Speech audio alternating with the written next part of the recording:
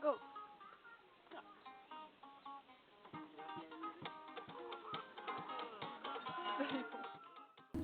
What would happen if I will hand you a glass of water and ask you to hold on to it for an indefinite amount of time?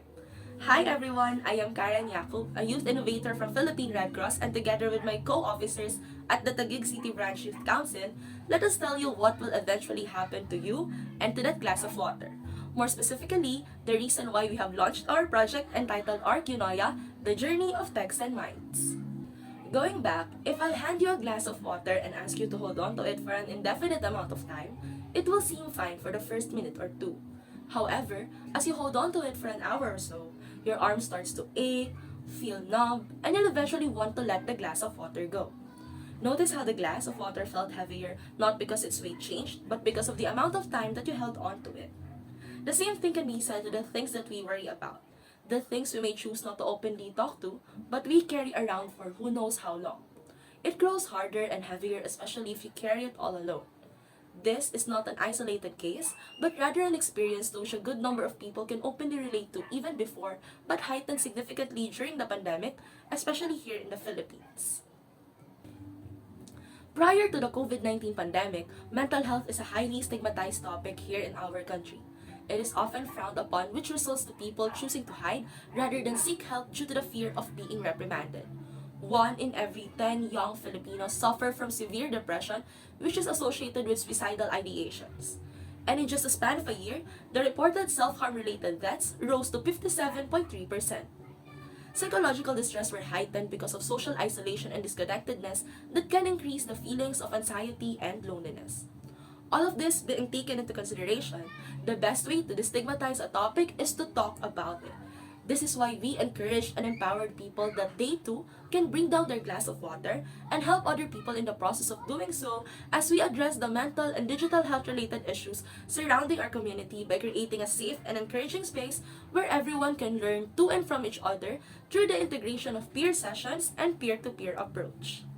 As a result, the proponents are not the only persons who made the project possible.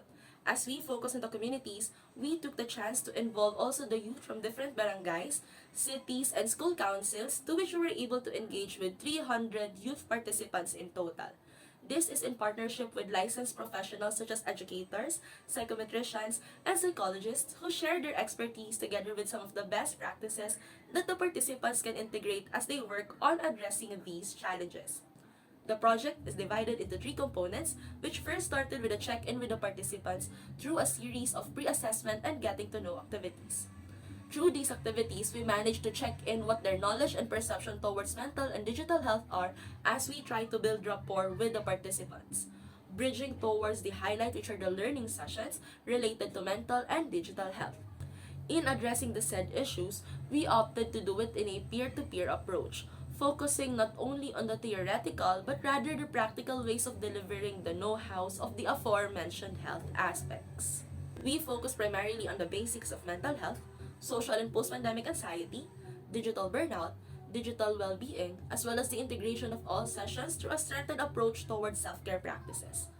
Lastly, the innovators opted to produce a self-care kit which primarily promotes sensory grounding as well as offline activities that will allow them to spend time with themselves and their loved ones even without the usage of technology.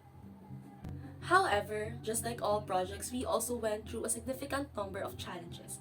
The first one concerning the participation and engagement with our beneficiaries since the project was implemented in the height of the pandemic, followed by the challenge as to how can we effectively gauge the efficacy and effectiveness of the project and its components in addressing the challenges of the youth and the community. These challenges were addressed by strengthening the communication lines with the youth and opening a group where people can openly talk to each other. Through each other's individual and collective efforts, participation and engagement was no longer a question, for we were able to establish a space wherein everyone is comfortable to engage and speak their mind so they too can be of help to those who need it. Lastly, we addressed the second challenge by conducting a follow-up or a check-in session and evaluation not only of the program but also of the materials that were integrated to the self-care kit. We were able to gather responses that helped us determine what we did well and where can we further improve the project. Most of the participants also reported a change in their perspective, that they were able to relearn the things that they thought they already knew about some of the discussions concerning mental and digital health. They also managed to learn something new about themselves, as they were able to shake their fear and pledge to move forward by being kinder not only to the people around them, but also to themselves. As we wrapped up the sessions, it is evident that we were able to establish a ripple effect, wherein as we empowered them by giving them the knowledge that they need, they too now are in the search of integrating these knowledge to be of help to their councils, cities, friends, and communities. The project may be nearing its completion, but as we wrap it up, there were a lot of moments wherein we learned from the participants. We learned how we all have our own battles and how it pays to have someone who will listen to you. A person you can go to wherein you are allowed to be you without any judgments or any pretensions. We also learned how self love isn't selfish and that taking care of oneself is our utmost priority. These may seem small, but the impact that they hold, together with an act of kindness partnered with compassion, goes a long way to create an enabling space wherein mental health is no longer considered a taboo.